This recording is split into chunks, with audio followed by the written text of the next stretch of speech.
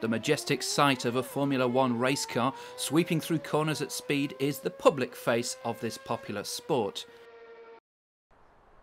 But away from the Grand Prix track, there is another hidden world of continuous technical development.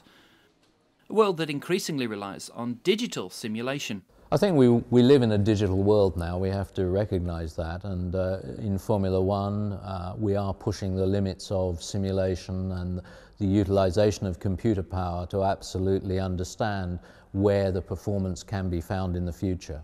So even if we still use track testing or wind tunnel testing, normally the area that we're looking in is predefined by computer simulation, and we're looking in a fruitful area where we can cultivate performance. Many Formula One engineering departments use digital simulation technologies. For example, in its preparations for the Grand Prix track, this team uses a so-called 7-post rig.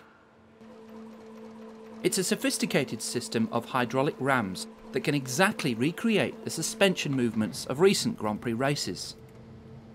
It's particularly important for a race like Montreal. It's very important because, contrary to other circuits, you have these chicanes where the more you can ride the curbs, the more you can straight line them, and the more time you're going to gain. That means if you have a car that handles perfect over the curbs, you take them with you, and you're going to gain a lot of speed and lap time just only in the chicanes, which you don't have to gain on the rest of the circuit. Similarly, the engine department uses its test bench, or dyno rig, to simulate a lap on any circuit where telemetry data has previously been collected from the car.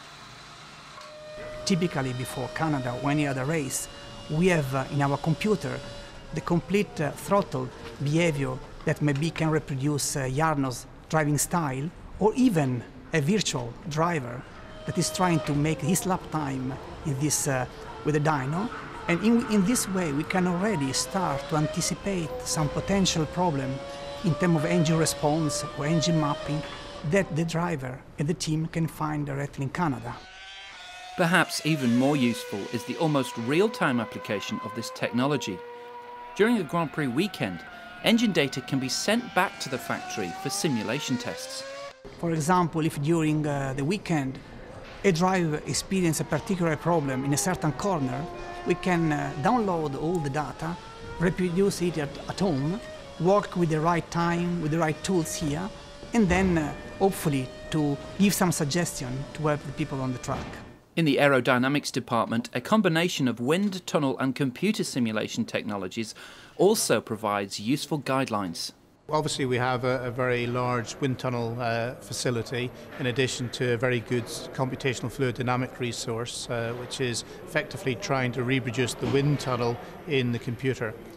In the wind tunnel we have a very complex arrangement whereby we try and replicate the track conditions as realistic as possible. In CFD we then try and match the model and the computational model to the tunnel, so we can try and improve the correlation from CFD to the tunnel to the track. While simulation is increasingly important for Formula One, most teams are careful to keep these techniques in perspective. No, you cannot trust simulation, because simulation is just simulation. The simulation is just as good as your department, your simulation department is, and in any case it faces, I would say, natural limitations. So simulation is all about the way you use it, because simulation is not the reality. Simulation is indeed not the reality.